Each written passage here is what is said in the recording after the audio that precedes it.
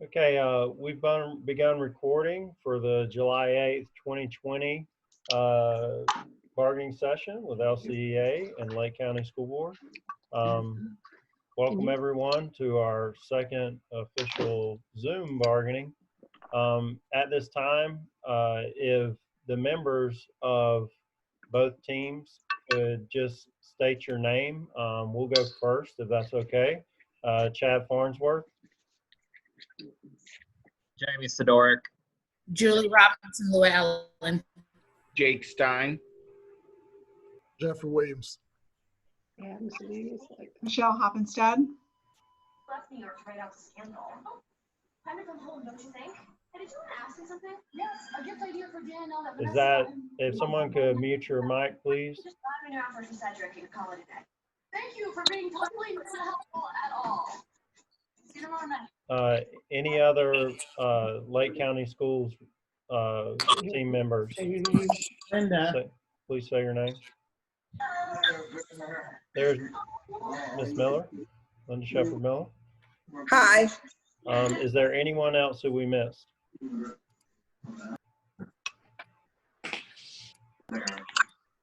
Okay. At this time, if LCA team members, if you don't mind, cite your name for roll call. Stuart Klatt. Kathy Smith. Terry Stevens. Charlene Campbell. Emmy Gordon. Liz Schlatter.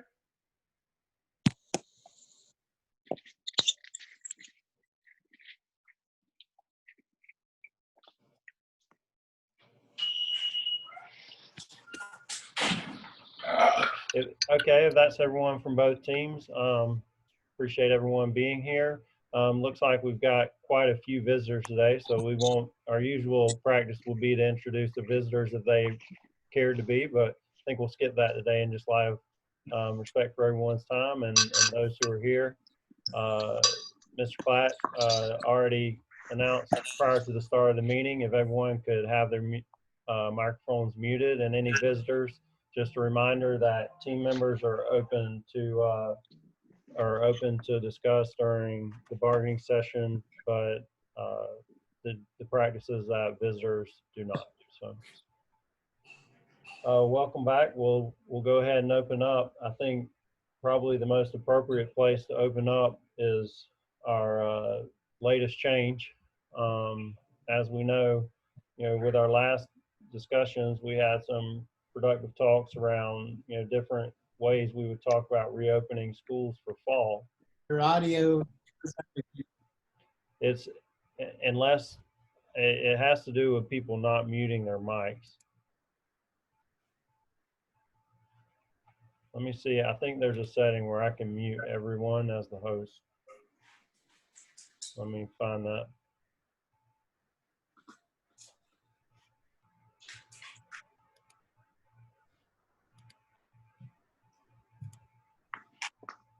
Can you hear my audio now?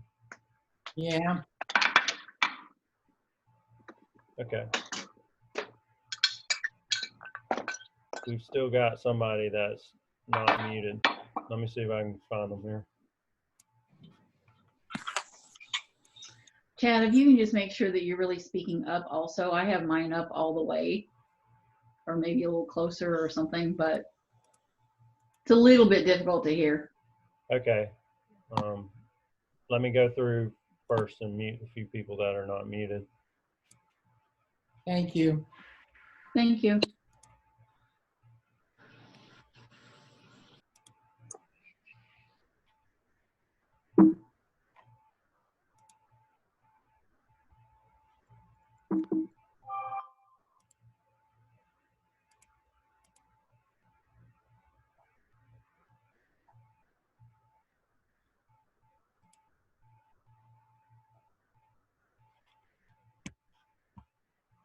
Thought there was a blanket mute all, but for some reason I don't see that setting. Okay, can everyone hear me now?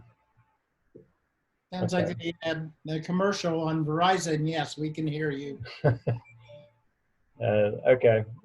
Yeah, some of them, I was going through and doing it individually, but it would not even let me mute some individually. So just everyone can abide by that norm of keeping your mic muted unless you're talking. We'll be patient for the folks who, like me, like to start talking while they're muted sometimes. Uh, as most people are likely aware, there was an executive order that came by the way of the governor and the commissioner of education this week. Just for you guys, update on how we received that. Superintendent received about 30 minutes notice that was coming about, and then we hopped on a webinar and heard the news and were surprised, probably like most of the people. So basically what that executive order did was say that from the state's perspective, brick and mortar traditional return to school 5 days a week was going to be mandatory. They did not rule out that there could be some other options, which they're calling innovative learning options or a full virtual option, which is a separate than say a full virtual option. And that looks a lot like, you know, any modified plans that people were coming up with. The problem is by requiring the 5 day a week, 5 day a week mandatory brick and mortar traditional return, that really limits and alters some of the plans that districts just like ours were putting together to provide either a limited exposure option for students or a hybrid option. So that's where that came into play, and there's different parts of the order that dictate how we're funded, and that's where a lot of those restrictions come in. And so they really paint us into a corner as far as how we proceed forward. Stuart, do you have any comments on the executive order that you'd like to share? Yeah, first off, it's my understanding that by state constitution, the operation of the schools are under the auspices of the school board. So there might be some flexibility there. Second off, I was kind of, much like you, blindsided, except I was blindsided by even options that Lake County was posting on Facebook that teachers or we didn't even know about. It was just, oh, we have this option, what do you think? And that kind of concerned me that LCEA teachers were totally out of the loop, even in some of the planning. And then we all got blindsided by the governor and Richard Corcoran. But I know Runcie and some of the other superintendents are looking at variations of what they can do. I think if there's some hybrid models that we feel should be working, that we should see what we can do about continuing and getting permission from them to do that. Generally, here we are in the middle of a pandemic with record number of people coming out positive.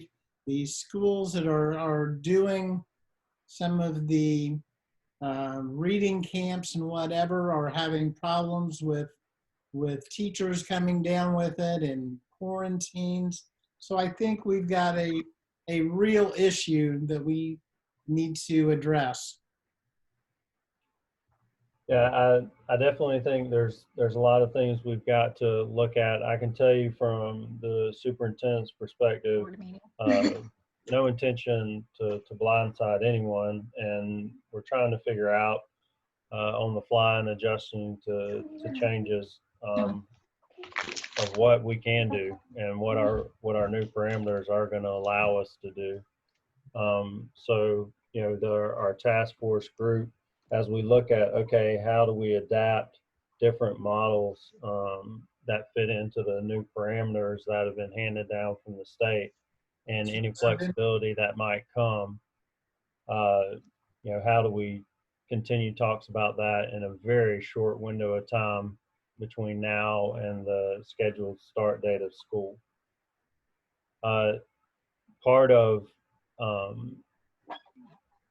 what the executive order put forth was, you know, essentially stating that we will follow these guidelines, and if not, there were some I could see where there'd be some monetary issues with how FTE is provided to the schools. So when we talk about the local control of the school district, you know, you wonder, okay, well, if you might have the control of your own destiny on how you run your schools.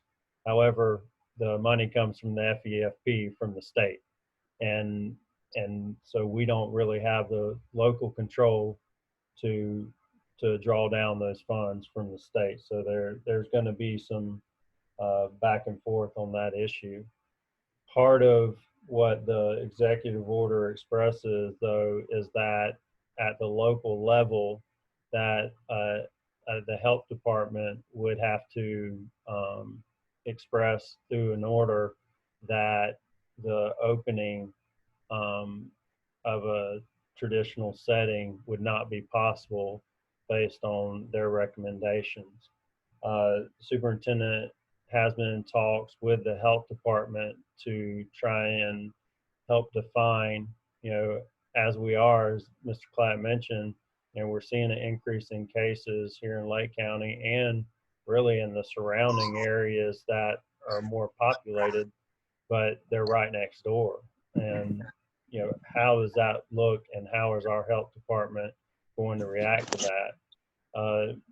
I can, on this Friday coming up, they are supposed to provide the superintendent with some additional parameters and feedback that helps us determine next course and what plans would even be possible or available.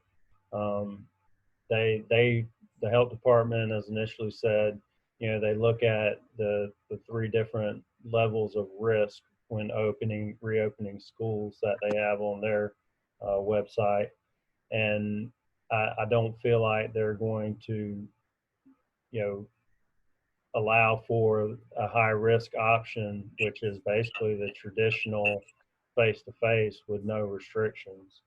So I think we'd be lucky to hit the moderate risk with some of our models of trying to return in a traditional manner. And the primary matrix that they said they're going to be looking at is the hospital surges. So, and I think our surrounding areas are seeing those surges, and you know, I don't think you don't have to be in Vegas to bet that we're probably going to see some of those surges also.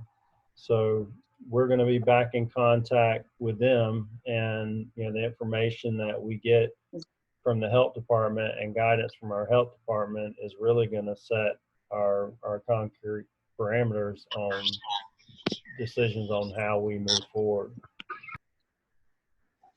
So what does the health department see as moderate risk?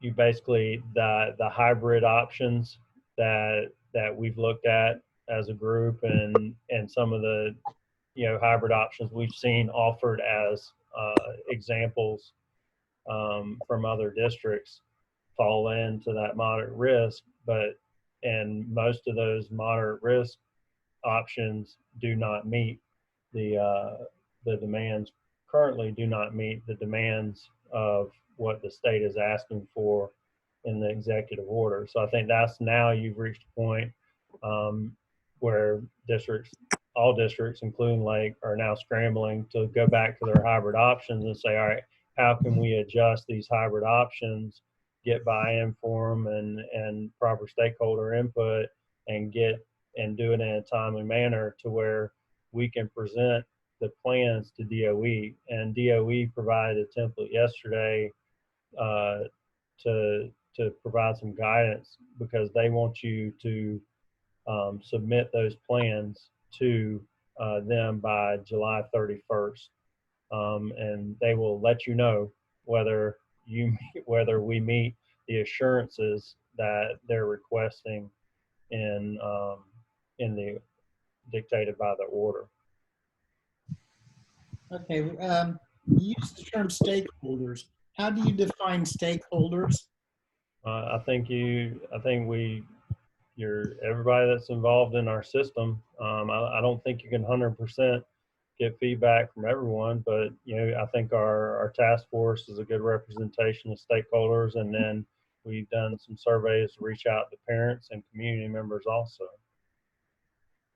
Because I know one other time I heard the term stakeholders, and it was a meeting with only principals, that we were meeting as stakeholders, all of our principals. I was just wondering how we're defining that.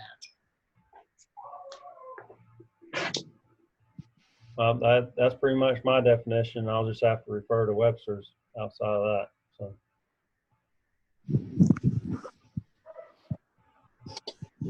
So teachers would be stakeholders then. Okay. What's that? So teachers are stakeholders. If someone does not have their microphone muted, could you please mute it this time?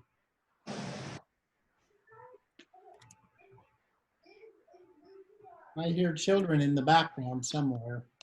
I left mine at home. I'm going through again. Let me wave through again and see if I can mute some folks.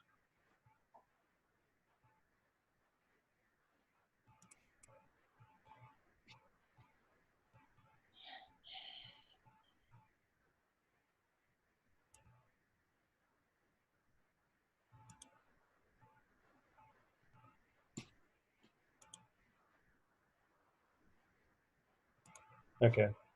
So essentially, I mean, Question. go ahead. Do we have the flexibility or the ability to look at opening things differently for different schools or different levels of schools? For instance, what I'm thinking about is, does it have to be the one size fits all for elementary, middle school, and high school? Or is that the way you guys are looking at it? Or are you looking at different solutions for different levels? I don't think anything would be one size fits all at this point, Liz. I get where you're at. I think that's where we've had to go back, and we're having to revamp some of the thoughts process we had on designing a hybrid model, because assurance number one that they want is to make sure you've got that 5 day a week brick and mortar for all students. So we're having to look at, okay, from an elementary standpoint, is it possible to have the social distancing and be able to come back 100%? And what does that look like? And then obviously when we get to the secondary levels, that becomes a much more difficult task to do. So I do not think you can treat those the same way. So I know that they're working on some frameworks for innovative learning option, and we'll want to present those back to the task force and the board to explain exactly what that looks like. I don't have exact details on what they're looking at to help write a rough draft for that. I know some of the options were very similar to what we've talked about so far, to where you would have a limited exposure, which would be like a combination of like virtual and then maybe some core classes at their assigned school. And then now looking at the possibility of presenting another model that offers the ability for some teachers to be able to take on some virtual sections at the school. And basically that would involve, figuring out which teachers would be best for that, and how that would all work out.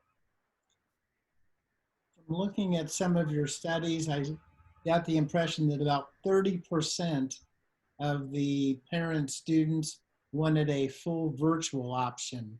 Now, how will that work? Will they have to withdraw from school? There's some confusion whether some people think Florida virtual is the same as Lake virtual. So are we really doing our homework and marketing to let them know that it's Lake virtual that they want? And so if we have 30% moving into a total virtual option, then we're going to have to move about 30% of our teachers. And what kind of criteria are you looking at? I know Well, I came up with some. Yeah, I think that I think that's where I think we are clarifying that for folks that they will need to enroll in Lake Virtual. That confusion's always existed, and all districts have always wanted to make sure that any parent that's considering virtual, you want them to pick their local virtual option because that can really dig into your FTE funding. The thing to keep in mind is that there's statute that guides FTE funding for the virtual option that really limits your FTE. So I think the goal would be is, if we can come up with an innovative learning option that keeps kids attached to their home school, and we can figure out a way for teachers to provide instruction from their home school using like a hybrid virtual format, then part of the executive order talk and the guidance from DOE talks about synchronous and asynchronous lessons, whether it's basically live or recorded lessons being provided to kids, then we're going to maintain a lot of our funding. So we're going to try and guide them as safely as possible and as healthily as possible to our brick and mortar settings when we can provide proper accommodations, and if some adjustments need to be made in some type of hybrid virtual or innovative learning option at the home school, then we want to do that because that basically preserves our funding from the state. And I need to speak to the surveys. Essentially, we've got about, I say, 65% that have returned so far. So I think we've had about 12,000 responses. 65% were okay with brick and mortar at the time that they filled out the survey, and then you're looking at about 25% that would say full virtual, and then the additional 15% that would want some type of hybrid limited exposure plan. But the problem is, I think that's a good cross section and that provides us with some valuable information. However, I think the people that have not filled it out are waiting on what is going to be done to make sure that if I send my child back to brick and mortar or a hybrid option in person, what's going to be done to ensure their health and safety. And that's where we're putting pressure, well, talking to the health department, but really pressuring them to give us some solid parameters, especially now that they're going to be, they're going to have to provide an order in order to prevent the start in a traditional setting. So that's kind of where we're looking at with the survey. And then I do have to caution that, a 30% influx of students into a straight Lake virtual setting is not going to warrant a 30% shift of teachers to a virtual classroom.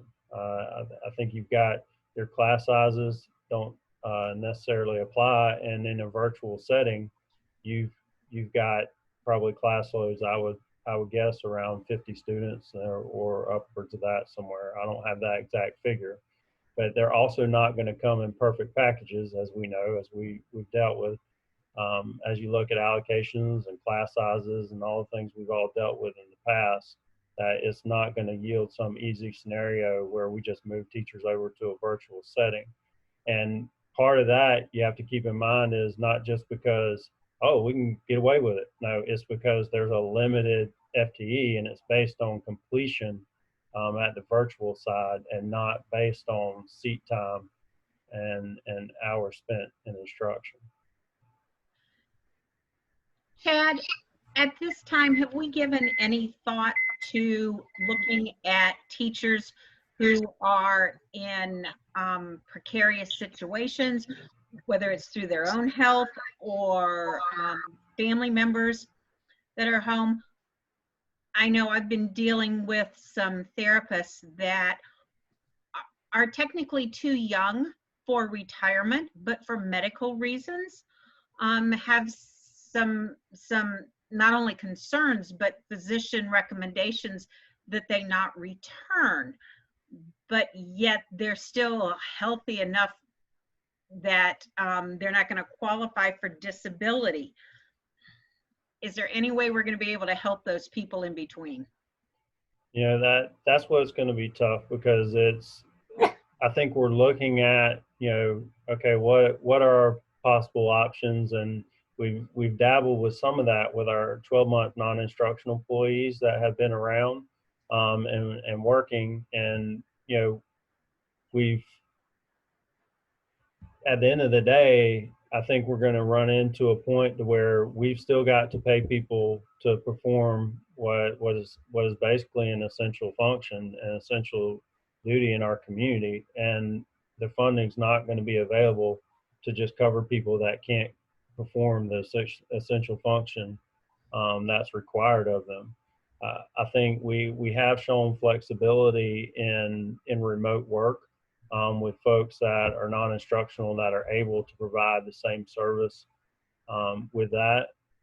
But as far as, what do you do with folks that it kind of falls into just what other industries are facing? It's a matter of how much and how long could we support someone that can't actually work for us. So that's going to be pretty limited, I got a feeling.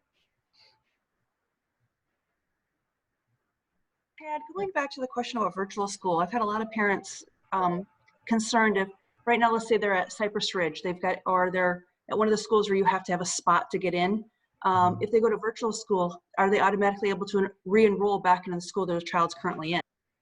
As we've talked a little bit about what that means for students and parents, I would say yes. Or if someone has to take a virtual option or chooses a virtual option, and then they feel like, say, in a few months, things have cleared up enough where they're ready to return, then they will be able to return.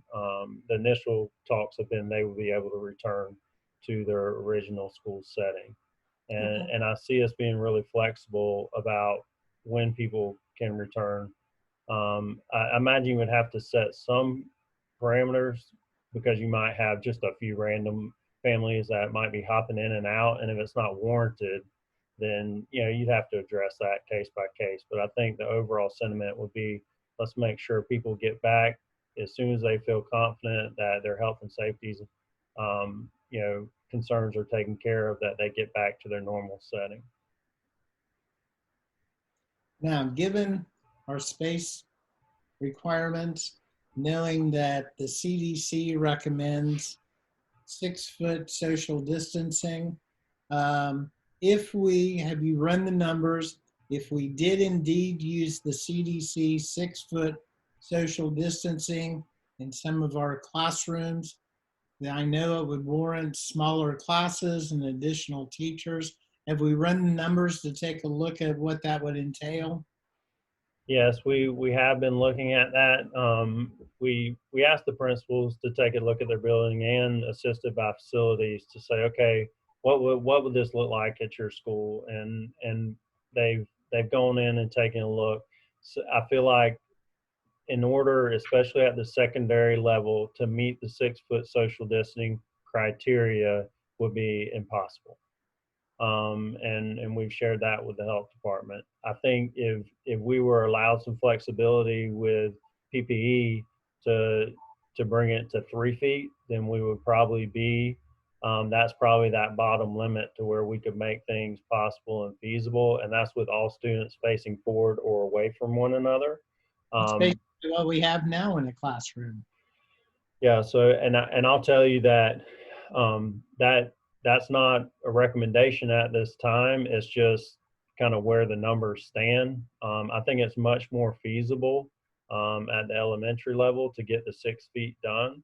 And that's with basically emptying out the classroom with nothing but the student stations and the area for the teachers. So, you know, I will tell you from our initial talks with the health department that, and that's part of what they're going to get back to us with, are those parameters. But the social distancing factor is the one that they're leaning on. It's less about the masks and face coverings, and it's more about that social distance. Because when we asked them about that, they said essentially, you know, it's like the point you mentioned last week. Our students are not dots, you know, and but they said basically the 6 feet is considering that they're not a dot, but it is a radius around them. And when it comes to their perspective, when it comes to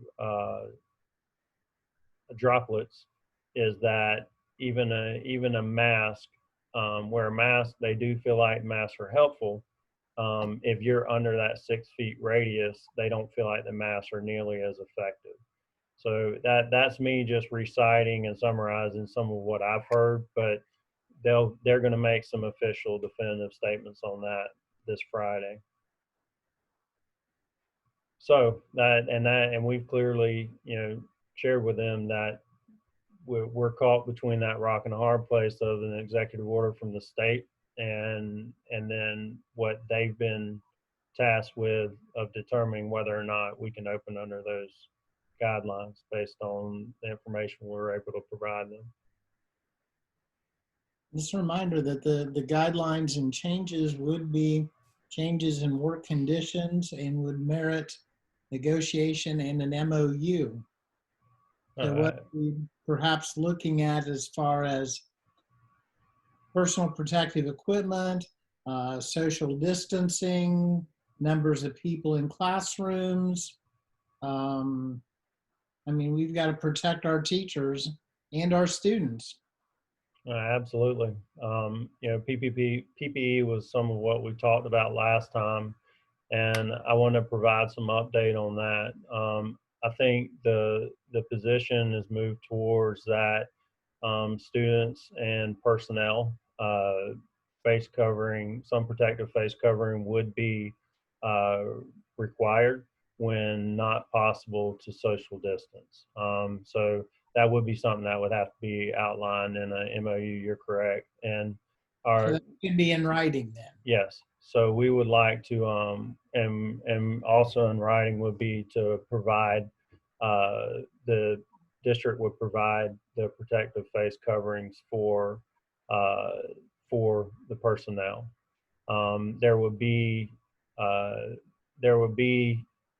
availability of for when students perhaps could not have theirs or didn't have it available or whatever the case may be, that we will be able to provide one for the daily use. And we'd have to work out those situations on people the kids that couldn't provide their own.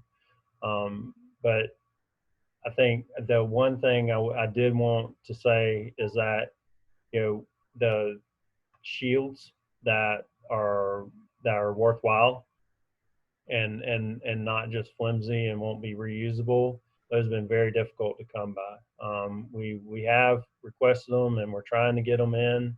We have a very limited amount that we've received so far, but we would definitely want to kind of triage those out with, you know, our people that are coming face to face for extended periods of time, whether it be say in a front office in a non-instructional setting, or when you get to the instructional side of the house, you know, people that are providing therapeutic services to kids or working with kids with disabilities, or anyone that's got any type of, due to the nature of their job responsibilities, a prolonged exposure that will be considered, you know, in close proximity to an individual. So we're working hard to try and get those. I think the shortage is everywhere on those. So hopefully we're going to be able to procure those. So that's another thing that we want to put in writing. I started, I started drafting an MOU that talked a lot about safety protocols and also started laying some parameters around what our options would be. And obviously that got turned on its ear. So I was hoping to be able to present at least a draft form of the MOU that we could work together to adapt some things today, but that until I get feedback from the health department to kind of make sure those parameters are in line, and also until we figure out what specific options are going to be available. I think we have to hit Paul for just a minute on that, but hopefully by as early as next week, we'll be able to make some real adjustments and get closer to reaching an agreement on anything that will be, a change to working environment.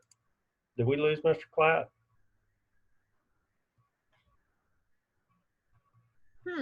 Stuart? Chad, Yes, ma'am. I certainly agree with you. I appreciate the concern that you have obviously shown, you plural, in looking at the safety concerns for the teachers. I know I feel much better about what lies ahead. I do have a concern about taking me out of the therapist role and shifting over to teachers. How are we going to have instruction for teachers as far as what they're going to need to do differently regarding this COVID-19? And I mean by that, who's going to be telling them how they are supposed to line up children now? What kinds of teaching techniques that they have used in the past? For instance, small group is not going to be possible at this time. How is all of this going to tie together so our teachers can be presenting in the safest way possible? I think as we move into the start of the school year, I think there's a few things as far as from a training and professional development standpoint that are going to be pretty essential. And, first and foremost, I think we've got to be prepared to provide instruction kind of under any conditions. And, in the classroom, I think we could, I think that it'll be a little bit easier in a face-to-face setting for teachers to adapt and figure out, okay, how do I accomplish those same goals? And as we have moved to such a collaborative learning environment for kids, how do we keep that collaboration prevalent in the classroom, with things being ruled out like that face-to-face group work and, the Socratic circles and all the different techniques and things we've all learned through the years. But I think there's going to be kind of a Google package training that's 12 hours. And that's something we need to talk about, agree upon through MOU also, that, we have our basic Google Classroom, which I feel like probably a lot of teachers have gotten their arms around.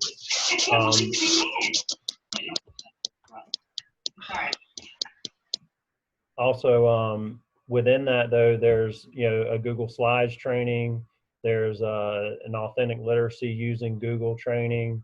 And so there's 12 hours and several components that Mr. Weeks is trying to design to support teachers that would essentially, allow them to adapt to any setting. Because again, we want teachers to be able to provide, provide the curriculum, and less of that, canned format that we had to deal with Odyssey-ware, and get some of that freedom back to the teachers to be able to present their lessons that they're accustomed to presenting, to meet the standards. So that's something, and that last thing I'll say is that those trainings would be a mixture of like live lessons and pre-recorded lessons for teachers to be able to accomplish. So who would be providing the health-related information to Mr. Weeks, because I don't think that's a specialty area of his. And secondly, some of those items, that information, they're going to need, those teachers are going to need day one when students walk into a classroom. So you're saying in more terms of maintaining the health and safety of the learning environment? Yes. Those are things that we're working out. I think at a school level, we would have some type of method to make sure that teachers were well informed.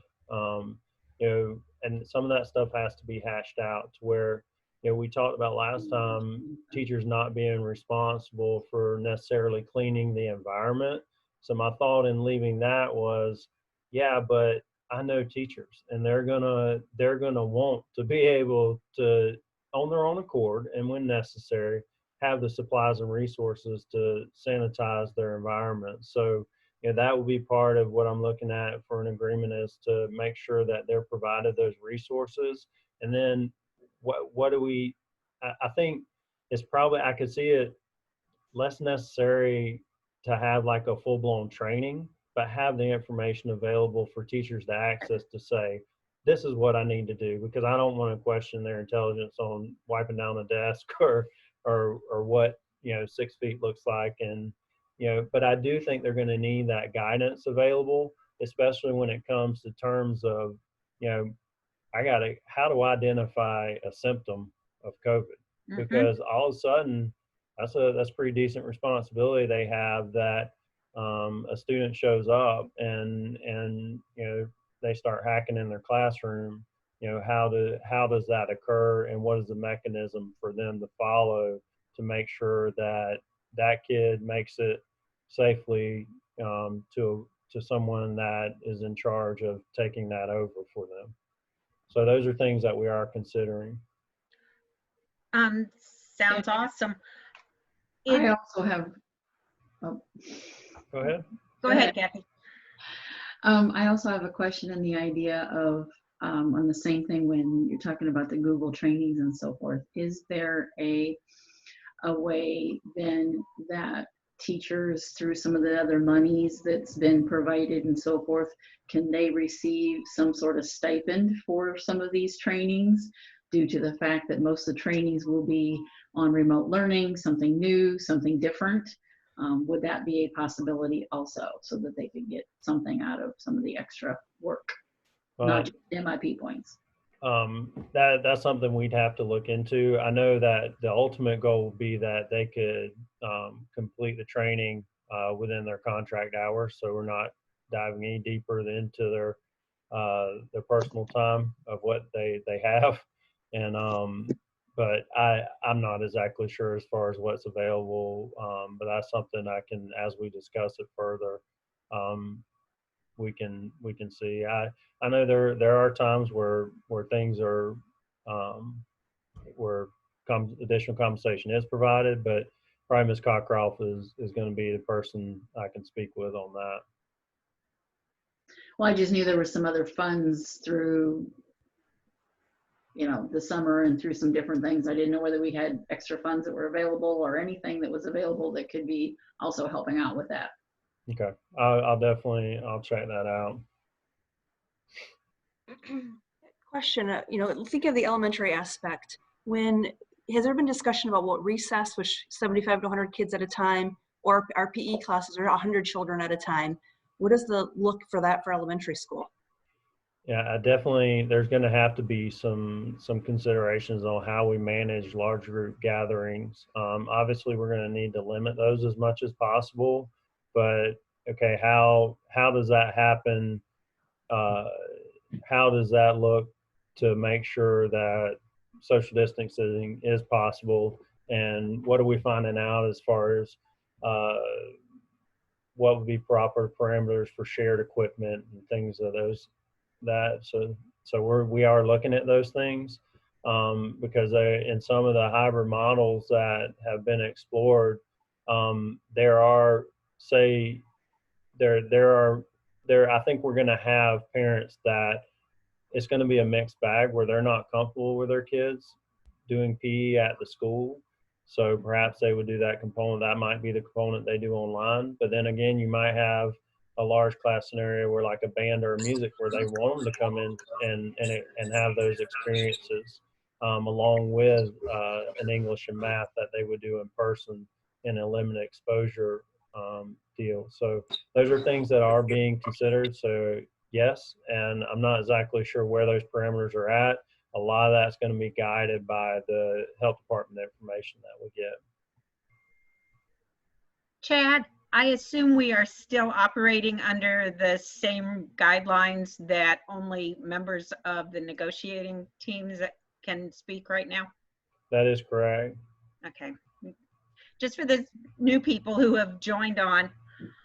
I also have a question about, we come up with what we feel very comfortable with, or at least somewhat comfortable with, plan to start the year.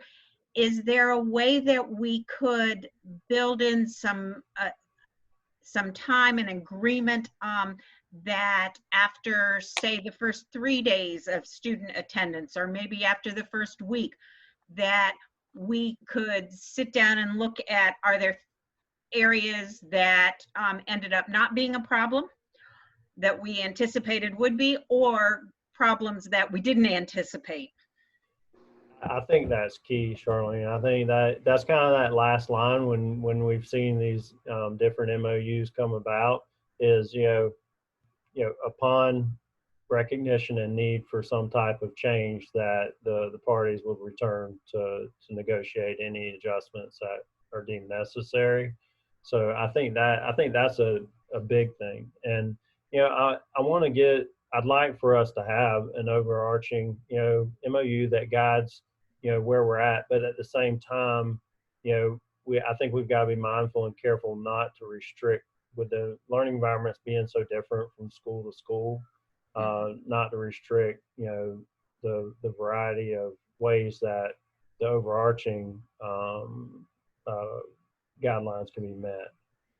And there was some miscommunication floating around that schools and principals had been asked to provide a separate plan for every way that reopening would occur. And I just wanted to, you know, reassure you guys that that's not the case. The superintendent has asked for principals just to look at, you know, if we are reopening, what are those special considerations that might be unique to your school? You know, take a look at your classrooms and get a good idea of is social distancing, what does that look like for you? What does it look like with your current facilities for your specials and for your electives? So that's been the extent of any principals being asked to do any independent work. It's just been to provide feedback to the superintendent so that she can put their information into the larger fold and the bigger picture. Okay, because that's not what I understood, but I'm glad you clarified that. And sorry for having to be kicked off here shortly, but I'm back. And it may have been covered. I did see an email from a principal basically telling the students, or saying the students need to provide their own hand sanitizer, that the school would not be providing that. I thought we were going to be providing hand sanitizer, the necessary protective equipment for teachers, soap, all of those general cleanliness things that we know work.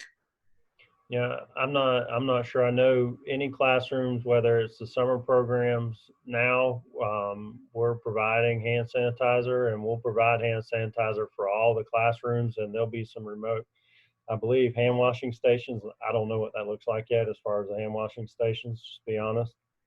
But you know, I think some of that, I don't know where that came from. I'd have to see the correspondence that you're referring to.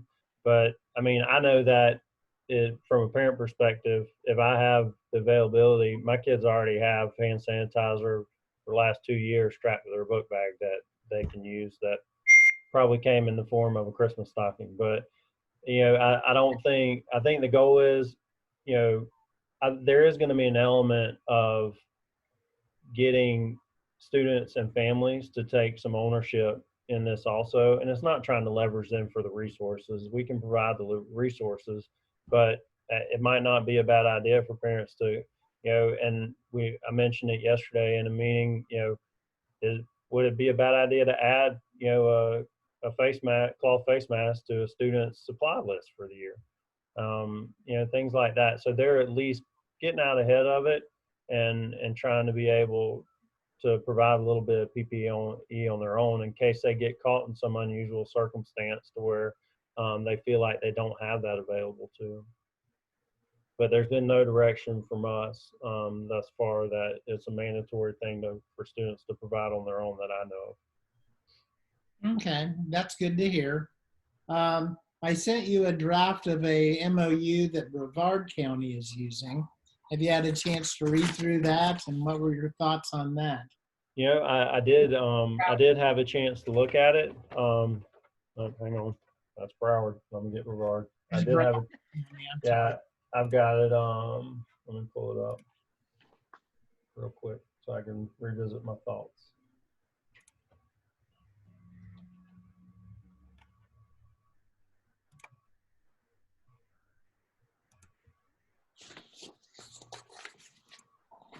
In looking at this, I felt like, as I mentioned earlier, that I had started working on a draft of what an MOU would look like for us, and I was pleased to see that there were a lot of similar things that we were looking at here.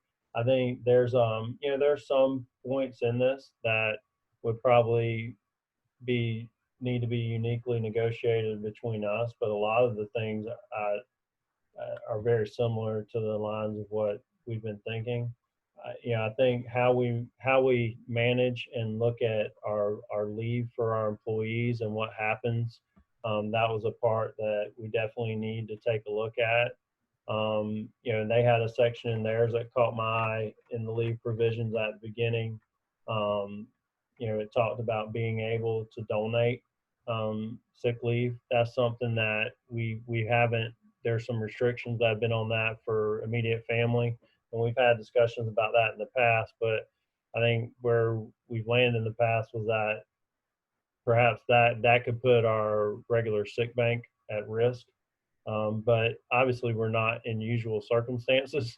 So, maybe that's something we need to continue to explore. But overall, I felt like it's very well in line with the things we were thinking about. Even as far as face masks and also, while they're not bargaining members aren't required to clean or sanitize, we'll have those supplies and resources available.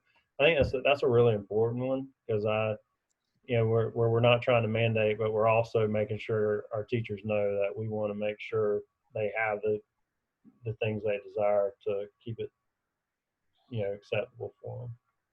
So Okay. overall, I thought that this is a great framework. There were some things that,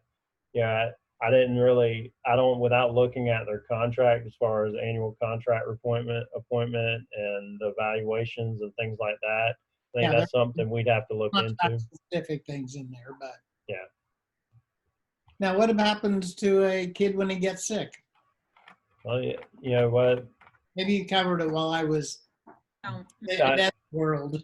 Barely scratched the surface. Basically, all I said was, we need to, when Charlene talked about, training and procedures and things like that, or mentioned the training from a health and safety perspective, the goal would be to allow that we get that student out of the environment where anyone is exposed as quick as possible, and that we shift that responsibility to the appropriate people in the front end of the building, most likely a nurse, and provide the adequate isolation area for that student until they can be retrieved by a parent.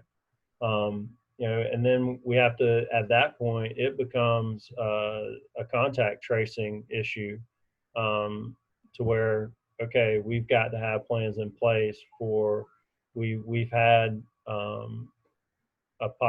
we've had a student go out, and what are the recommendations based on the symptoms? Because I think we're going to have we're going to have symptoms that are COVID related.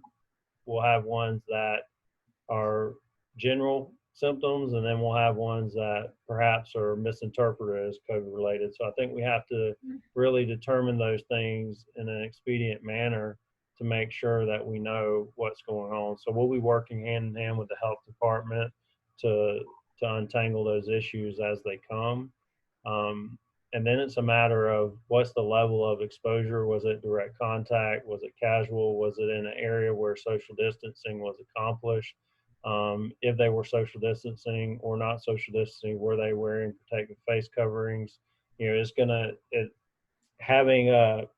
unfortunately having some experience in dealing with that so far this year. There's such a wide variety of issues that each situation yields that the key is, I think, just going to be expediency and being able to make the right moves very quickly. Have any thought been given to clear cubicle liners for between students in areas where they can't social distance? I think they're exploring all of the PPE options in the world right now. I know they have seen those. I have not heard that anyone was trying to procure those at this point. But as we see what the health department tells us and whether or not they feel like those would make a difference, I think that's the key is whether or not those will make a difference. The science is going to be a mixed bag, I think, but at the end of the day, we've got to land where what the health department recommends based on their epidemiologists and their medical directors.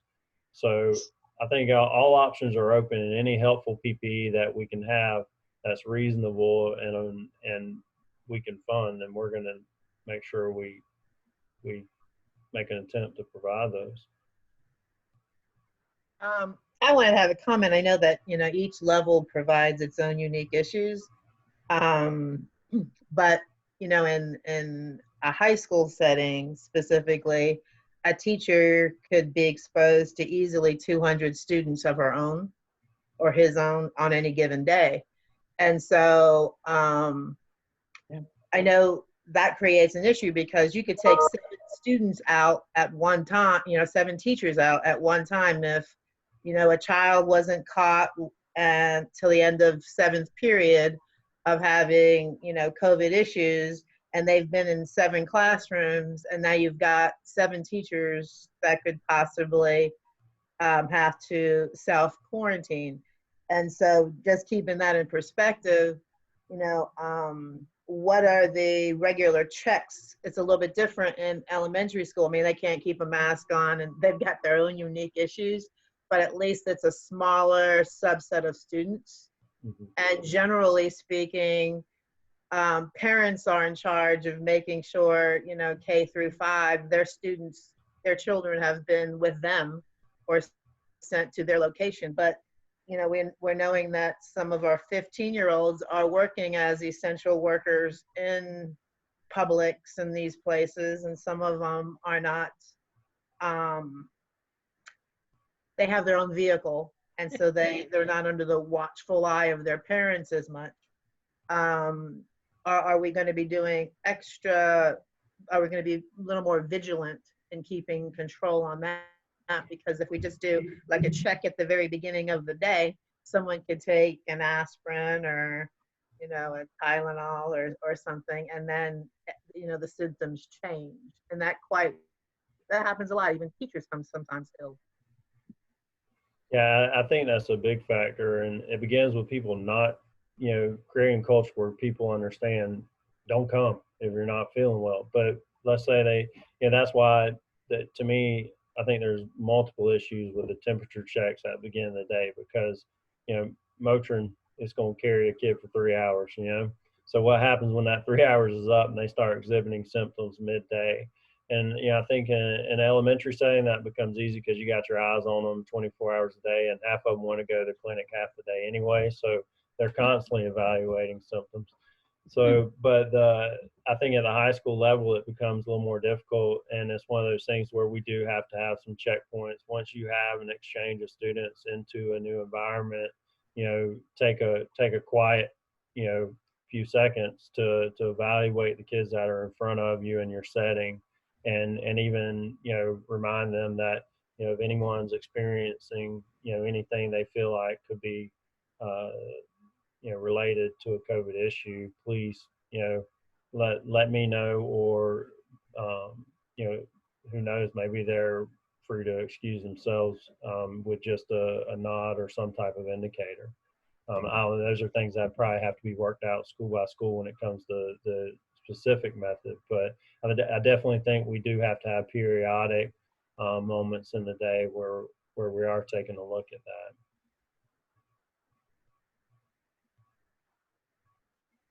that. Okay. What kind of testing will be available for teachers or for themselves? Is that going to be covered by the county? And before you answer that, and second off, I know the feds are saying the 10 days or 14 days quarantine for one time, but I have a sneaky feeling, given, as Liz said, a teacher having 200 students in the course of a day, or a PE teacher having 1,000 students in the course of a day, maybe more than one quarantine may end up being necessary for that person. Have we thought about that? You're definitely, your first question as far as testing, I don't think that the school system is going to take on any responsibility for providing COVID tests. I think that takes us definitely out of our element. Come out of the money that we received COVID related? Was it the CARES Act or whatever? I'm not sure. I'll have to check on that, but I don't think that's something I don't believe it has been explored as far as the schools providing the testing. I think we've got, because we've got Care Here available, it seems like that will be a more logical avenue for folks to access Care Here. And I'm not sure, I know Care Here has availability of some testing. And then I've also heard where they were referring to folks at the beginning. So I think it's a matter of access and availability for them. The multiple testing thing is something, you know, I've thought about a lot. And, you know, I think that comes down to, you know, okay, well, the feds have required us to cover, you know, basically one quarantine period, 2 weeks. And then what happens when you have someone that has to be quarantined a second time? You know, I think the issue, it boils down to what's going to be affordable, and what can we still keep the system afloat and provide, you know, constant support for folks that are going out on numerous occasions, and what does the weight look like of how many folks are going to go out for the first time around. And I think you're right that we are going to be faced with multiple exposures and multiple quarantines, and not just one or two, possibly more than that. So it's really, that's going to be a big discussion on what happens to our employees once they have exhausted that 20 days leave provided at the front end, and if the district is able to provide any additional coverage outside of that, and where are the lines of when, you know, someone moves towards an FMLA option where they can use some of their own leave to cover their salary, and then once all options are exhausted, what are the parameters of a board approved extended leave that, while it might not provide the coverage of compensation and benefits, but it would at least secure a position, and for how long would that be secure? So those are things that I think are a big issue that we have to weigh out, and we got to figure out essentially what's affordable. And as of mentioned last time, does the CARES Act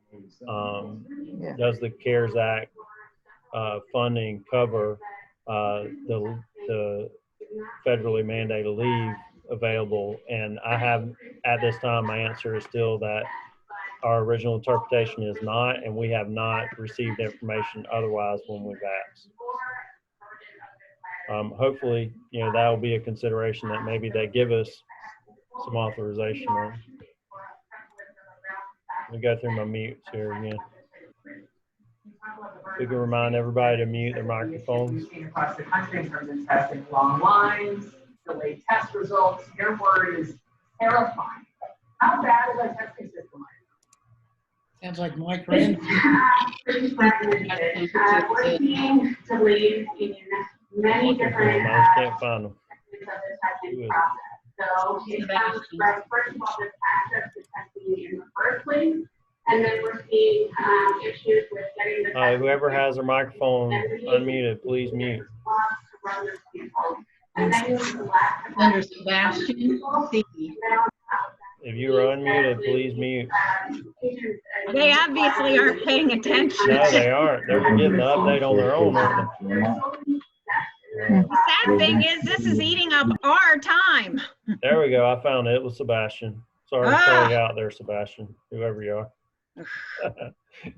No hard feelings. So it sounds like there's still things that have to be worked out before we open a school up safely. It almost sounds like we're not even ready to open a school safely. And I'm really concerned that we can work it out. We're still going to social distance when we can. We'll try, we'll work with the health department. I would rather see some very specific guidelines as to what we're going to be doing, what's going to protect our teachers and students. Because we've got teachers with siblings, parents, spouses with health issues. We've got teachers with their own health issues. And we really don't know, other than saying, well, maybe we'll have to let you go, sorry. That's not good. These folks have been working for Lake County, in some cases 25, 30 years, not ready to retire. And we're going to say, well, maybe it's time for you to go when you're not eligible for retirement yet. That concerns me. Well, I think all these things concern us also. And I don't remember anybody saying anybody has to go. But what I want people to keep in mind is, there are specific pieces of information that we are waiting on in order to be able to, provide the exact situation that we need to provide that healthy, safe learning environment. So it's not based on any delay by the school district or the school board. And we share your concerns. Obviously, there's a sense of urgency and a very tight timeline that continues to shrink as they continue to move the target on us. So we're adapting as rapidly as possible to the information that's being provided, which is necessary. And we're gonna do our best to take care of employees and make sure everybody's healthy and safe and preserve their employment, while at the same time balancing the need to provide the essential service of educating our kids. And there's just not unlimited budget to do that. So will there be difficult situations that we face? Yes, there's a good possibility that there could be adverse implications for every level employee across the district. It's just the harsh reality that we're faced with. So our goal is to minimize that as much as possible and still be able to provide those essential services for kids. Chad, my understanding is that the next deadline for information is going to be on Friday, when the health department is going to give their plan. Is that correct? The health department is going to be meeting with the superintendent again on Friday, later in the morning, and going to be providing some guidance. Yes. So how quickly can we meet again to incorporate that information? I think it's essential that we meet as early next week as possible. So I think we have to look at that, have proper time to digest it, and whatever draft plans need to be adapted to be presented, we need to do so. And from my perspective, I'll be taking that information immediately, taking information from our conversations in this venue and trying to get to as close to a point of where we could, at least be close to somewhere we could reach agreement. Obviously, there's going to be negotiating points that we'll have to come to agreement pretty quickly, but we'll have to reach some consensus on, but really quickly. I think being available and reacting really quickly and probably moving off some of our conventional times that we bargain and work with each other is going to be absolutely necessary. So I think, it's important that I need to get with the superintendent and look at the academic side of the house to see how much time they will need. But I would imagine within the first couple of days of next week, we're going to need to get back together. Okay. So do you need to get in touch with them first before you want to project a date? I would like to. What I'd like to do is try and get with them and then try and set up a date tomorrow to reach out to you guys to set up a date tomorrow. So I'm not exactly sure. Well, I'm sorry, Friday will be when at least they'll be able to give me some perspective of how much time they feel like they'll need to work. I'm actually, they were meeting, we're all meeting at consecutive times sometimes. So I have to get with them and see, all right, how close do you guys feel like you have to a solid draft that is in compliance with the governor's new mandates. So what are the three options you're looking at? Bottom line, right? I mean, is you basically got brick and mortar traditional return, which is mandatory, and then a virtual option, which is pretty obvious, and then a modified day option that,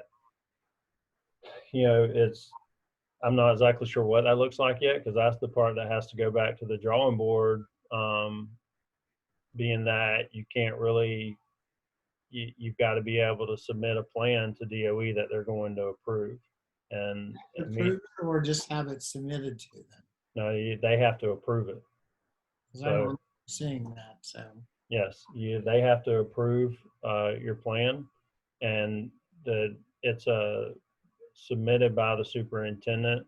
The direction from DOE is that it doesn't necessarily have to be a board approved plan, but obviously good practice is for the board to approve and be on board and at least be in full awareness of what things look like moving forward. So since the board is chartered by the Constitution to oversee schools. Yeah. So I think it's the same type of deal to where, everybody's got to be willing to work within the time crunch to get things properly done. So we would be looking at meeting Monday, Tuesday, or Wednesday at the very latest? I believe so. I think Monday would probably be a little too optimistic. Right. We've got, especially there's a board meeting Monday evening also, and Mondays tend to be pretty insane anyway. So I'm pretty much COVID-19 central. And I have a lot of people returning from my staff from a couple days off next on that day also. So we've got to handle all of our current issues that are going on Monday. So I would say either Tuesday or Wednesday. And I can solidify either one of those. If you guys, I want to talk to the superintendent because I know sooner would be better for her. and I don't want to say Wednesday when she's like, no, I wanted to release, at least some idea mid by mid-month. And also, I don't know as far as folks that might serve as a, on task force or something like that, if she's going to need folks available for any additional options that might occur.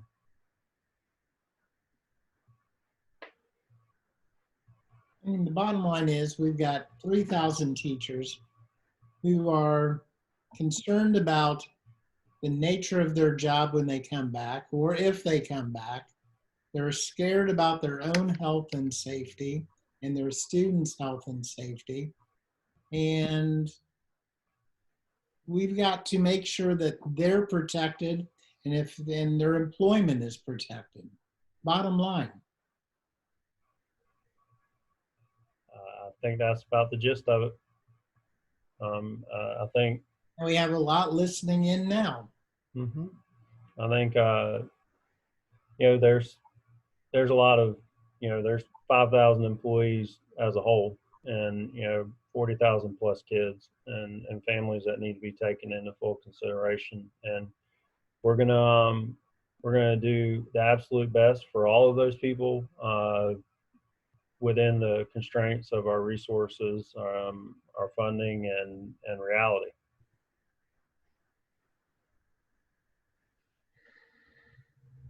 Okay, perhaps a weird suggestion, but whatever we end up with, maybe if the county office people and the school board can spend that first week with teachers in the classrooms to show them that they feel that they're in a safe working condition as well. Well, I definitely think I think there'll be absolutely inspection into the work environments all across the district, whether it be a school bus, however we're feeding kids, whatever the circumstances are. There's going to be inspection to how those things are going. I think it would be irresponsible to remove everyone out of their designated positions for a long period of time. But I think the appropriate people will be assessing the situation. Everyone's impacted, and every single department is impacted by COVID and their employees, where it might not be evident that they're impacted as far as, if they have questions that are COVID related, they need the people on post to be able to answer those questions, provide support appropriately. And on a different note that I haven't talked about, it kind of goes along with what Stuart was talking about though also, what are we going to do if we have, X amount of kids in brick and mortar and we do have a quarantine situation because of teacher, student, whomever, and now all of a sudden you have a substitute issue. We had enough substitute issues to begin with. Even last year trying to fill positions, and now if you have several classrooms that are affected, as Liz is saying, you're talking about high school, so okay, you have all these kids that are going around. I mean, we could have a lot of trying to find substitutes, and where are we going to get them if we couldn't get them before, and now we have a pandemic, and who's going to substitute? I think substitutes. You've got some supply and demand issues there, and we've always, needed more substitutes because we do have a lot of absences, and now that we have an additional factor involved, I definitely think it's an area of concern. It's something we're looking at on, how do we recruit and expeditiously process substitutes so that we can get them into schools and provide as much coverage as we can. So I think it's going to be one of those issues to where we've just got to reach out and be strategic about getting as many substitutes on board as we can. And that's what we're going to be moving towards as a district. I can tell you, just being over HR, my folks are slammed out and going as hard as they can to get all of our new employees processed for the new upcoming school year. And we're actively reaching out to substitutes and making sure they're going to be available for when the year starts. I think that goes back to some of that Google training piece. because what we're seeing is now we've got folks that are testing positive for COVID-19 that are asymptomatic or experiencing no symptoms whatsoever. So they're still capable of providing maybe remote instruction. And what does that look like? And, you know, I suspect that if it, you know, I know it could come in weird shapes and packages. So we're going to have to adapt to whatever it looks like. But say you have a whole teacher at elementary setting go out, and then that means perhaps a child needs to be, or all the children in class need to be quarantined also. Hey, if we're one-to-one on devices, and we've got a teacher that can provide that instruction, then we would have some type of virtual environment that we can meet that need. I think again, you get to the secondary and it starts to look a little different. But you know, what do we do to supervise students? Maybe if they're there, and maybe the exposure period was at some weird period where the kids were not impacted. So I think we'd have to figure out ways that if an asymptomatic person or somebody that's, you know, feeling good enough to keep working could provide that virtually, then they would be able to do that. So in theory, as we wrap up, in agreement that an MOU will be necessary, if we can't do safe distancing according to CDC guidelines, we could conceivably look at mandatory masks if working in small groups, or if we can't do social distancing, and protective equipment for the teacher as far as shields or masks, PPE. Now I noticed that one of the summer camps had a machine, the ionizer that atomized or sprayed the air to kill viruses. Are we looking at purchasing more than 2 of those? You know, I did hear a little bit about that, but I don't know the details on it yet. So I know it was brought to the attention of the superintendent that there was some device that might be out there and available. So I think that falls into kind of like the desk shields and things you were talking about. It's on that list of PPE that's being considered. And then, you know, it's a matter of getting advice from the health officials to whether those are truly effective. So I think you're accurate in saying, yes, as far as requiring masks, when social distancing cannot be achieved. And the goal, and I think the parameters that are really going to be set from the health department is anything less than 6 feet. They're probably not going to be in strong favor of. But they did say they wanted to evaluate. They knew there were certain situations and nuances that might exist where the, you know, whether it's outdoors or different factors that they wanted before to research and evaluate before they provide us with any definitive statements. So, and then conceivably we could find ourselves with whole schools closed down. And so then we would go back to that e-learning that we've used before. Yeah, I think the goal would be then is to get as close to teachers being able to provide their usual curriculum and lessons through a virtual platform, which will be Google Classroom. And so I think getting folks familiar and trying to shore them up and trained up to be comfortable with that platform is really essential.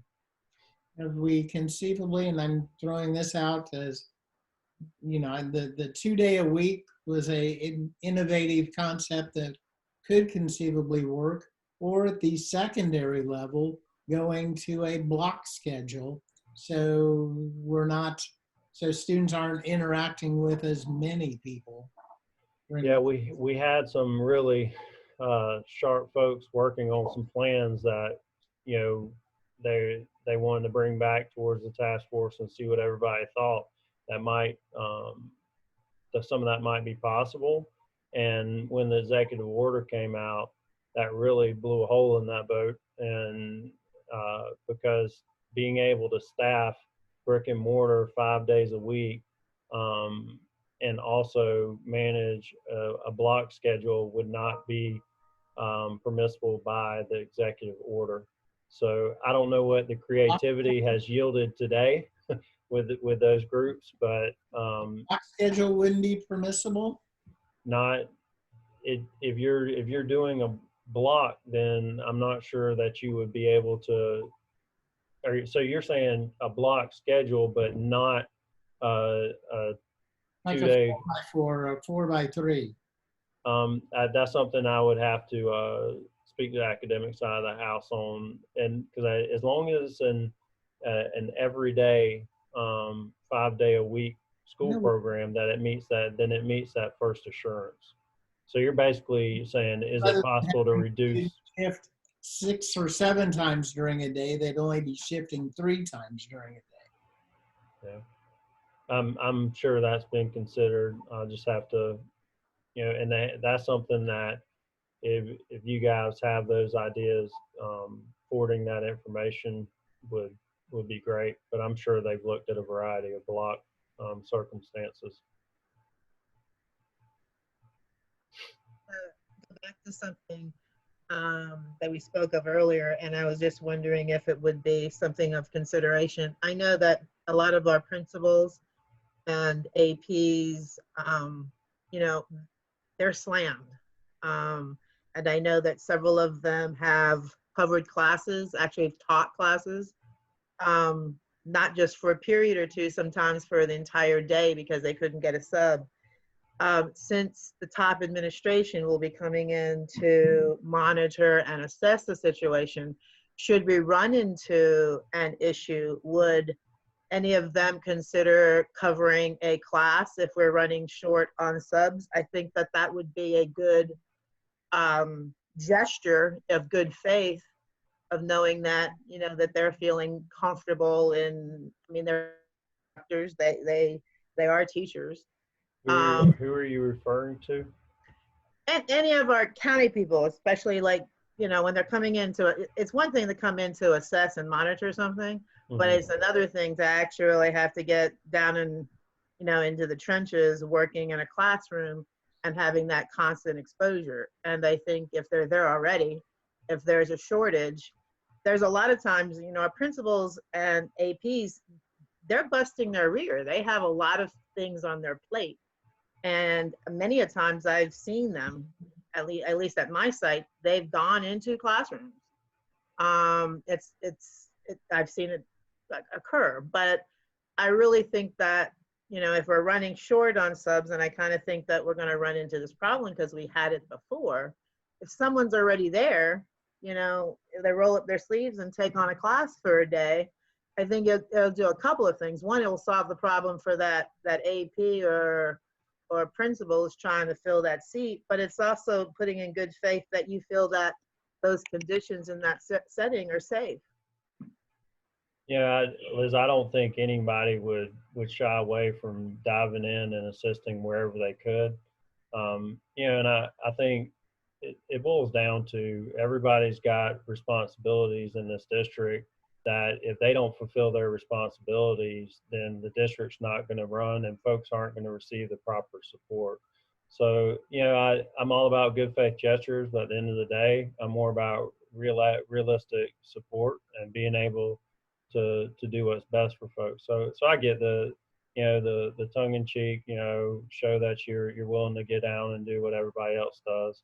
And I can't say that people won't do that, but as far as that being a systematic recommendation for support, I wouldn't recommend that.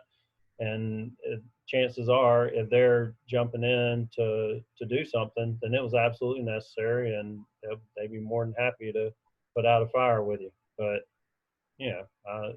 I think I don't know of a single position in this district that people aren't busting their humps every day to get things done. And I see every single working position in this district. And we all fulfill a role. And I think it's going to be vital that we're committed to those roles to make sure that we are doing our part to manage this difficult situation. So Okay, so next time we get together, we'll look at the MOU and get ready to sign it. Absolutely. I think that's a great idea. And I will, let me speak with the superintendent and then we'll set a time. I'll get with you guys or Gail will get with you guys in the morning and start trying to line that up. So we're at 3:30 now and we're scheduled to go till 4. I kind of wanted to discuss literacy coaches Right. with you guys. Is that okay for a topic to move to for our time? Fine with me. Okay. Yeah, there's been an expectation that has been altered that impacts our literacy coaches, where they've been told they need to teach 2 sections at their schools. I think that's been met with a variety of viewpoints, and obviously that changes their daily life. So, Stuart, I'd like for you guys, if you could, share what your perspectives are, if you don't mind, and so I can know where the concerns are. Well, we've got Liz and Emmy on here who are both familiar with that function. So take it away, ladies. And I know Kathy's a reading person as well. And I also, please, principals and team members, for me, you guys are going to be well versed on how you're approaching this at your school. So feel free to chime in at any juncture.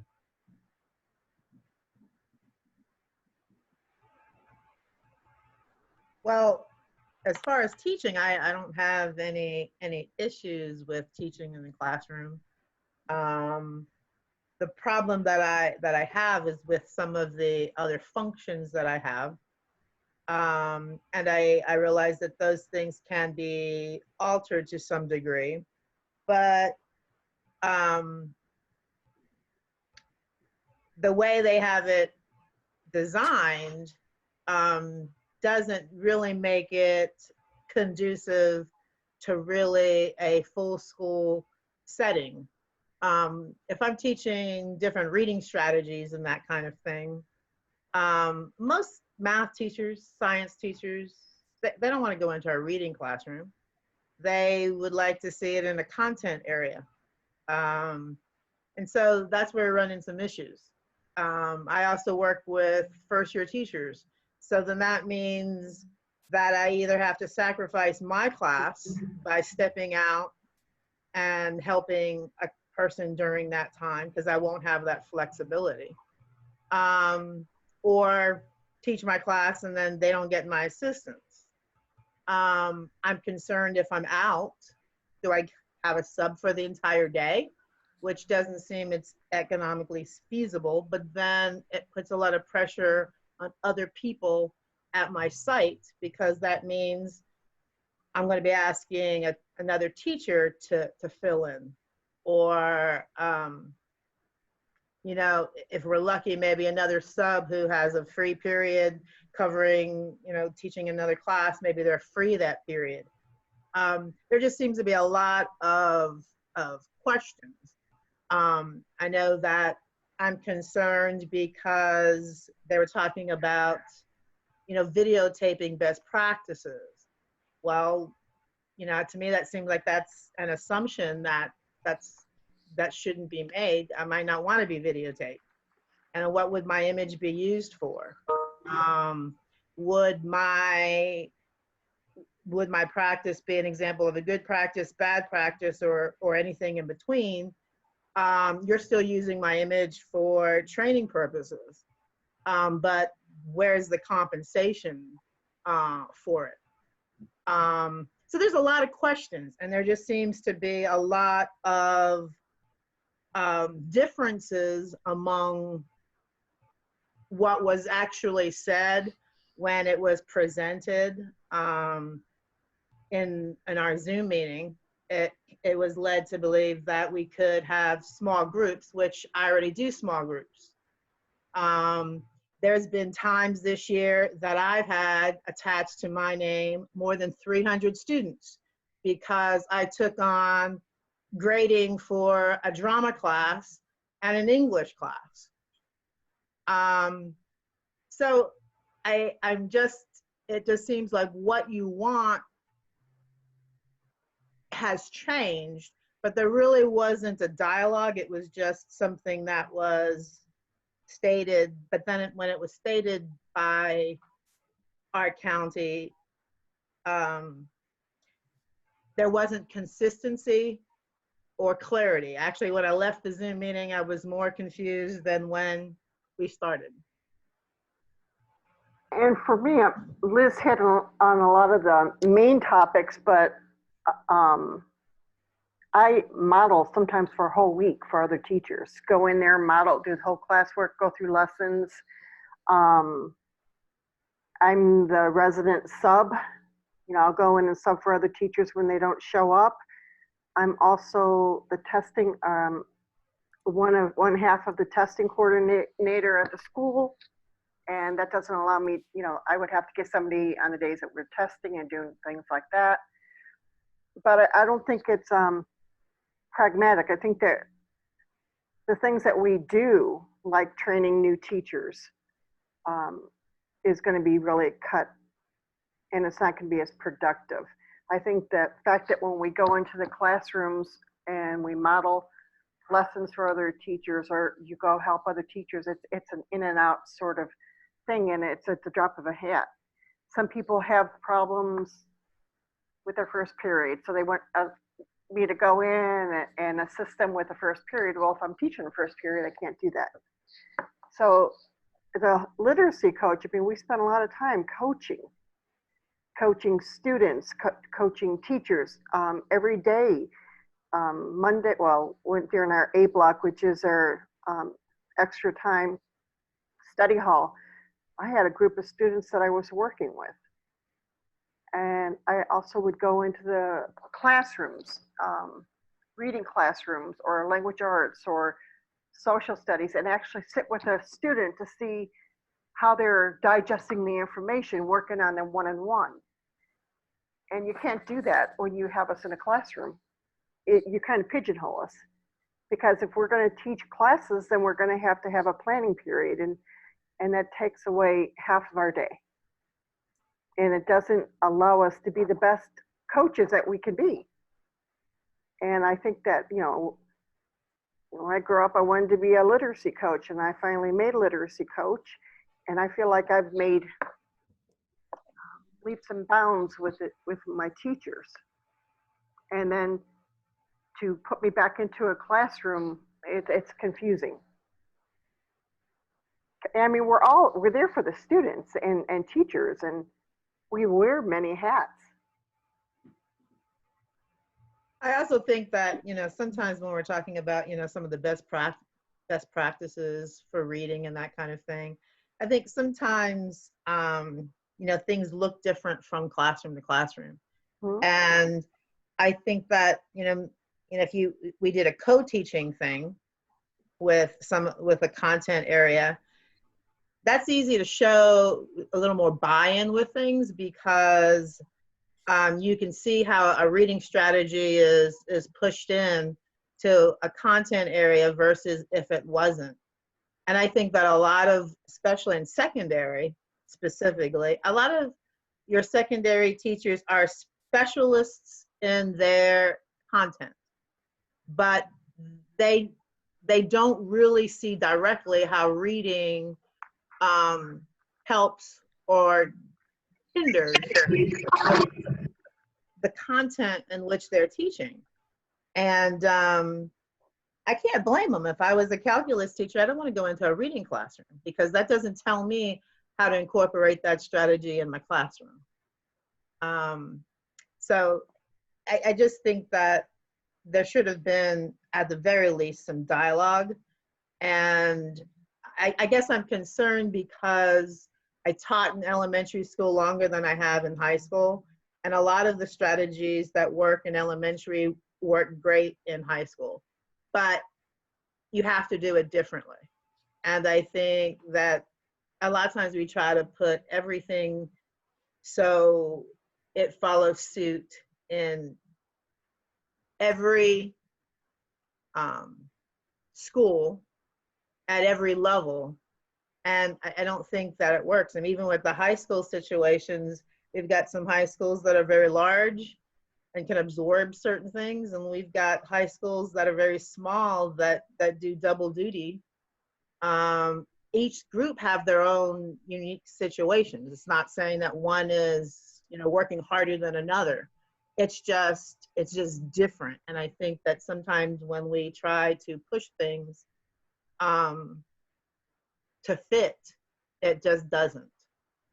I guess my question, as you guys have presented some ideas on why you don't think that's favorable, do you see any opportunities that that this could provide? I mean, essentially, we're putting some of our best teachers back in front of our students, and at the same time, that's providing some availability, I feel like, for teachers to come in to where you're not running around all over the place all day trying to provide that support and modeling, but is put you in a spot perhaps where you can provide some modeling and folks can visit you. I don't know. I think it's going to look different as you move from level to level and school to school. But did you guys see any opportunities that were there? No, I think it limits what we can do with other teachers. I think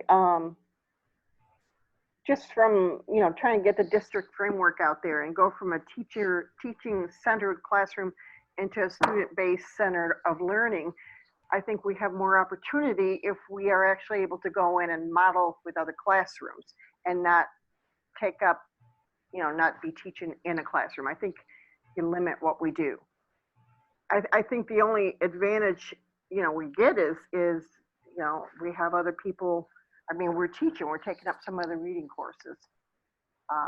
If I was going to teach, I think ESC or language arts would be something that would be more interesting to me, that I can affect more change. I think reading is something that, I don't know.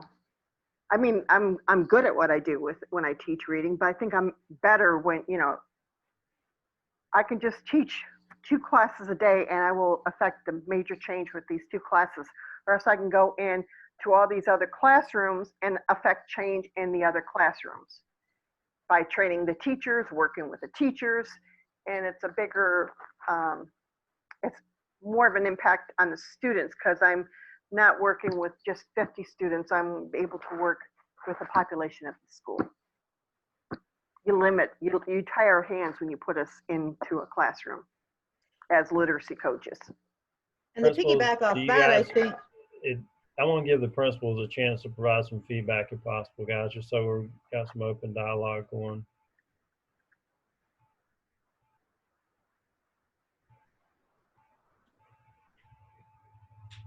Okay. They left you. Okay. So if they don't have anything for I, go ahead, Liz.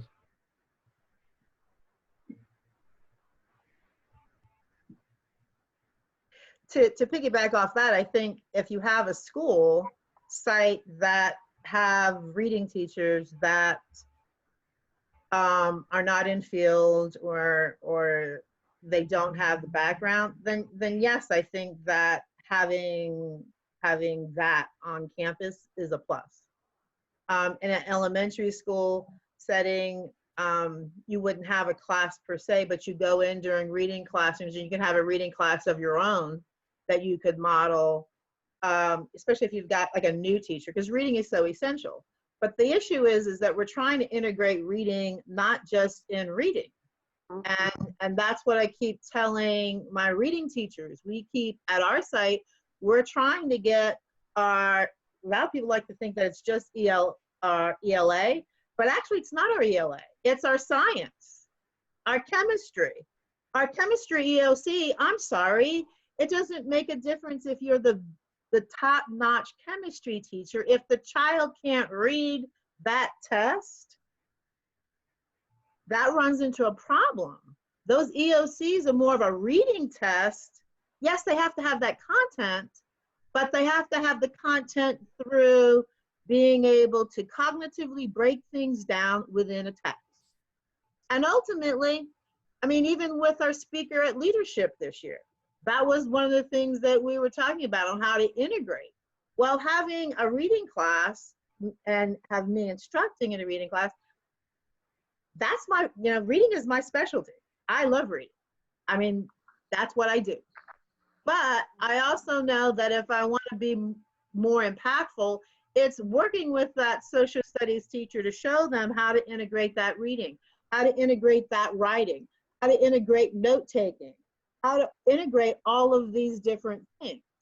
And then we're getting such an we have so many newer teachers or teachers that are perfect in their field of instruction, but not in reading. And those skills, you don't break them down exactly the same way for each classroom. And when you're sitting there and you're talking about, the small groups and those kinds of things for tutoring after school. I mean, I worked primarily with an ELL student who did phonemics. We don't really do phonemics in high school, but this child, Haitian Creole, she needed it. And that plugged in some of her holes. But then that takes 3 periods away where I'm only focusing on a small group. Instead of going into that English class, pulling some students out and working with them on that skill of reading, but in their content area. Now I've got 3 periods in which I can't do that. So can you, I've heard it looks different at different schools. Liz, can you guys kind of just describe what it looks like for you at your school as it's been proposed? Just so I have a general understanding of what the change would look like for you. Okay, go ahead. No, when it was first set, it was like, okay, they can use you in 1 or 2 classrooms. They don't necessarily have to. And then all of a sudden you hear that I'm teaching first and second period, and then I'm going to need a planning after that. And it just kind of, it burns half of a day. One thing I just want to say, then I'll let Liz talk again, is when I'm working with a student that I know struggles with reading, and yet they're getting 85 or 90 in a social studies class or social history or science, whatever, I go in that class to see what's going on and actually, work with the teacher to get that student to read in the classroom. Because sometimes the grades just aren't, the level of rigor isn't as much as it should be. And if I know a student can't read and they tell me they don't understand what's going on in the class, then we have a problem. How do we get the other teachers to incorporate reading in their class? And it's not just like Liz was saying, it's not just a language arts thing, it's science, it's math, it's history, everything involves reading. And if the kids don't have a grasp on it, then this is where we lose the kids. And I'm in middle school. Go ahead, Stuart, I'm sorry. Another thing too, our CTE classes, we're getting people out of the industry. They're coming in looking specifically at robotics, whatever, their industry. They're not necessarily trained in reading. They just assume that a student who's taking a CTE class can read the technical manuals, can read everything, because for them it comes natural. And that's where having the assistance and being able to do that, I may not need it all of the time, but on occasion I'm going to need the reading literacy person to come in and help me. But if they're tied up teaching classes, which changed, the job description changed from September, then they're not necessarily going to be available when I need them in that class, because a CTE teacher is not a reading teacher. They weren't hired for that sort of thing. I'm sorry for interrupting, Emmy. No, no worries. I mean, I'm working on Train the Trainer right now for reading for the state. And some of the things that we're actually trying to incorporate as we're training people to become reading endorsed. So it's a cycle. I think part of part of the perspective on moving towards this change was, okay, if you look at where we're having an impact on student achievement, and as compared to districts that are operating without literacy coaches, I don't think they saw a whole lot of difference. So I think part of the idea was, okay, we've got some really strong folks that are literacy coaches and they're experts in their field. They're good at developing teachers, and they're also some of our best teachers. How can we maybe change the way of work to where we're having direct impact on a group of students, but also being able to provide support to developing our teachers? And if I hear you correctly, what you're saying is you feel like you're probably fully capable of being a good teacher and going in a classroom, but it's limiting the impact that you would have on developing teachers across a variety of disciplines. Correct. Correct. And I will also say, like they're secondary. If you're in an elementary situation, most of the literacy coaches, many of them go into each plan period and help with the collaborative planning. Now, we don't know how that's going to happen this year, but I mean, in the past, this is what they've done. So they've gone in and helped them make sure that they're doing the standards, they're doing what they need to do in their planning. Well, if teacher A is having a class during first and second period, and you've got, fourth grade has their planning during first period, well, I can't go in and help them plan at all when I'm doing that. I mean, that's one comment. So you got chunks of folks that might miss out depending on when they're teaching their class. Correct. And it's the same thing with them. I mean, the secondary, if for example, if that teacher, yes, if a teacher has plan period, let's say first period, and Liz or Emmy has first period, they've got a class first period. Well, that's great. That person can come in and they can see the class, they can see that, and they can see them doing it. But again, it's not their students.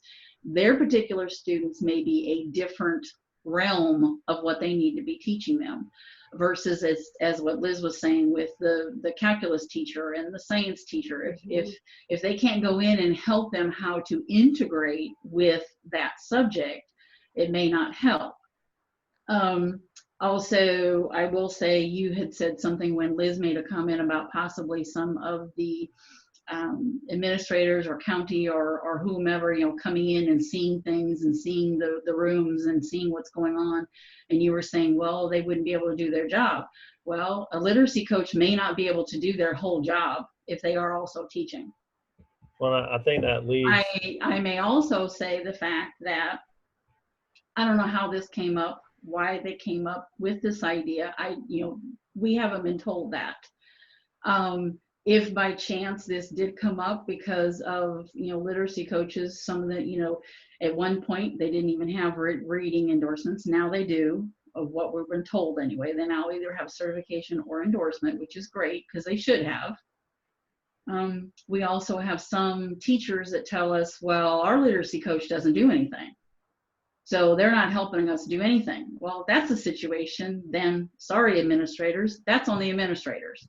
Administrators need to make sure that their teachers and coaches and everybody are doing their job. And they need to be teaching, they need to be helping, they need to be coaching, they need to be doing what they need to be doing. So if that was a possibility of being one of the reasons, then again, there's a lot of different in the job description from the state that coaches are supposed to be doing. I worked hard. So can they really do their coaching position if they are also teaching 2 or 3 classes and not being available during that time? I guess is one of my main questions. And that's a question that I have, and it relates to what Kathy's saying. There's only, no matter what position we're in or what duties are asked of us, there's only so much work we can get done in a day, right?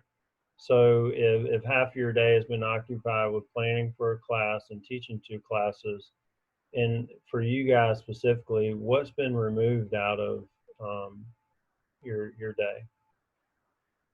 I have never worked so hard as I have as a literacy coach, because when I was in the classroom, I at least had a break during the day. I kept myself busy going in classrooms and helping teachers.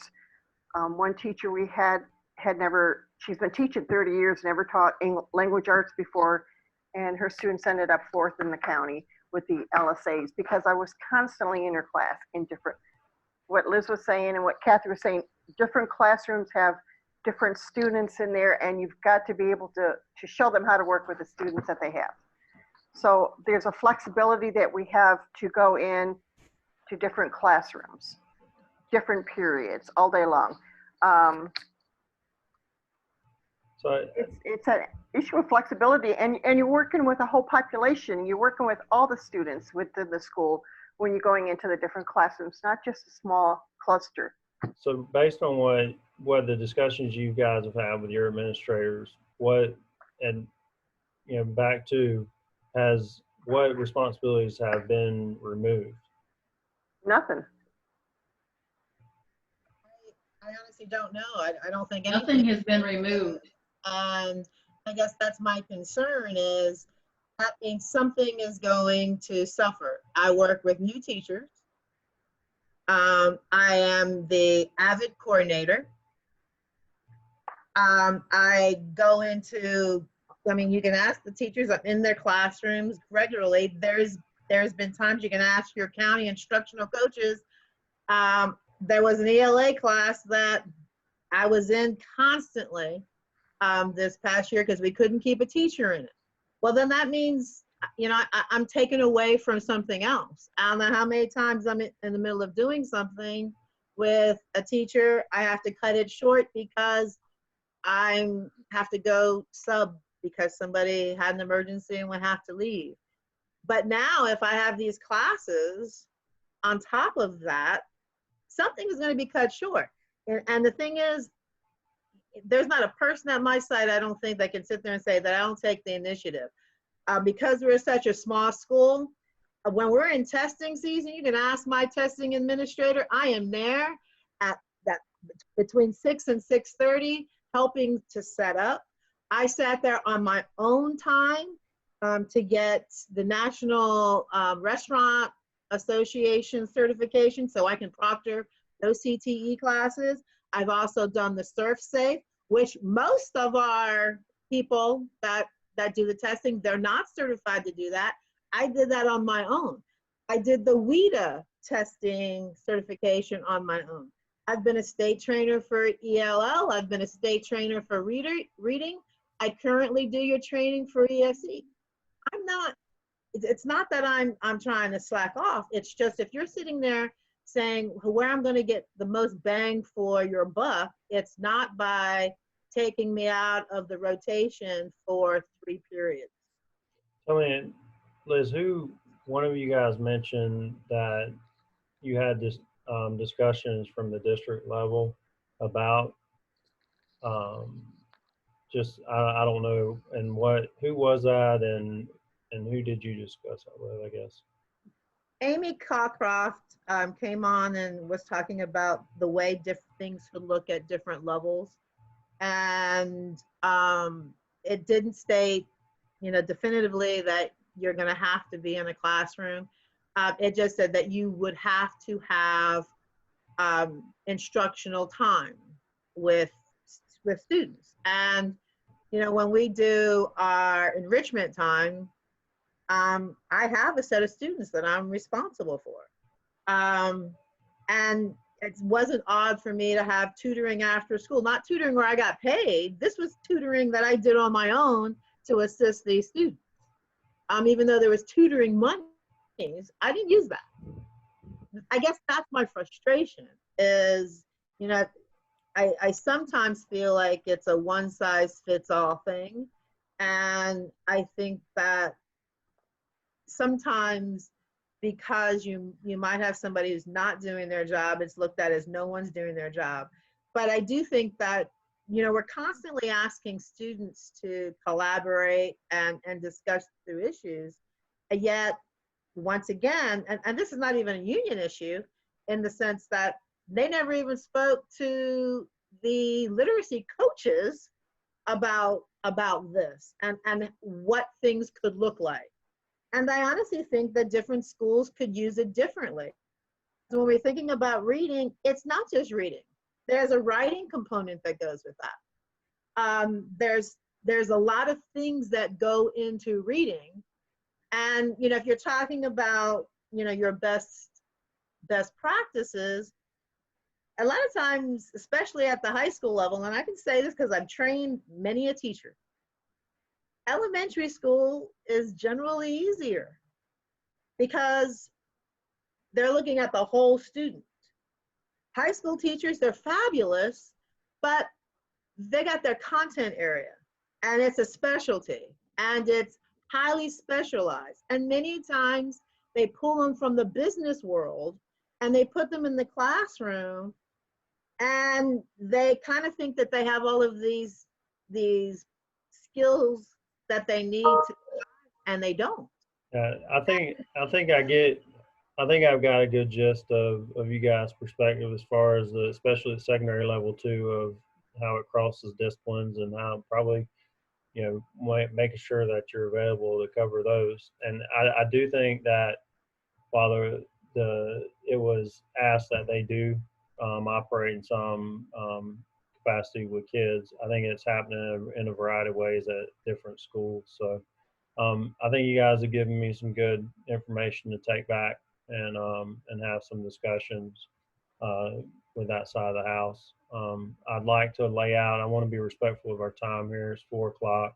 And Stuart, if you're good, I'd like to, when we come back together, reserve some time after we finish our discussions early next week, that same day, to see if we can continue this discussion and hopefully have some additional feedback for you guys.